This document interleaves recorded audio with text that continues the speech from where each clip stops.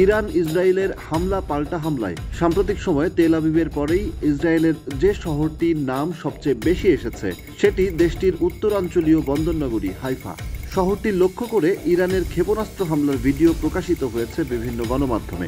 সংবাদ মাধ্যম middle East Eye জানিয়েছে, হামলার পর শহরটিতে বিস্ফোরণের শব্দ শোনা গেছে।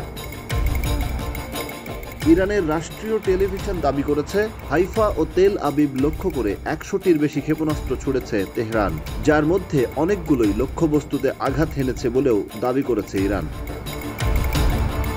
চ্যানেল 12 টাইমস অব ইসরায়েল সহ ইসরায়েলি গণমাধ্যমগুলো হাইফায় বিস্ফোরণ ও বড় ধরনের অগ্নিকাণ্ডের খবর দিয়েছে।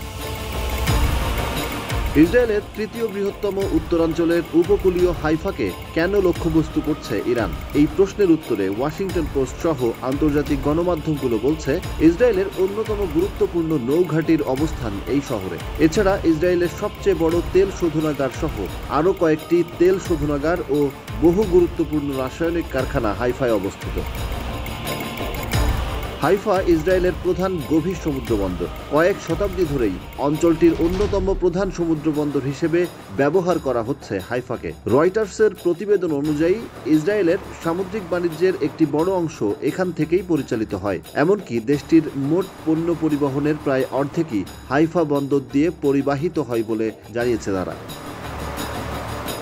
হাইফায় অবস্থিত নৌঘাটি, তেল শোধনাগার ও রাসায়নিক কারখানাগুলো তেল আবিবের জন্য অত্যন্ত গুরুত্বপূর্ণ হিসেবে বিবেচিত হয়। অঞ্চলটির বাণিজ্যিক কার্যক্রম নির্বিঘ্ন রাখতে হাইফায় আকাশ প্রতিরক্ষা ব্যবস্থা, আয়রন ডোম মোতায়েন সহ নানা প্রতিরক্ষামূলক ব্যবস্থা নিয়েছে ইসরায়েল। হাইফায় গুরুত্বপূর্ণ গ্যাস অবকাঠামো থাকায় ইরানি হামলা প্রত্যাশিতই ছিল বলে উল্লেখ করেছে আল জাজিরা।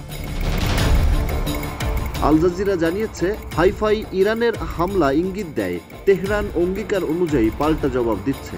এর আগে তেহরান বলেছিল, ইসরায়েল ইরানের বেসামরিক অবকাঠামো বা জ্বালানি স্থাপনায় হামলা চালালে তারাও একই রকম জবাব দেবে। আন্তর্জাতিক পর্যবেক্ষকরা বলছেন, হাইফার মতো গুরুত্বপূর্ণ শহরে হামলা চালিয়ে ইরান শুধু সামরিক জবাবই দেয়নি, বরং রাজনৈতিক ও কৌশলগত বার্তাও দিয়েছে।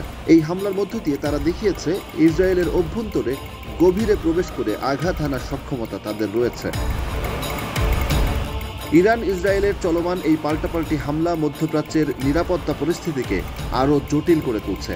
বিশেষ করে হাইফার মতো স্থানে হামলা সংঘাতকে এক নতুন উচ্চতায় নিয়ে যেতে পারে, যা শুধু এই দুই দেশের নয়, বরং পুরো অঞ্চলের জন্যই বিপজ্জনক পরিণতির ইঙ্গিত বহন করছে।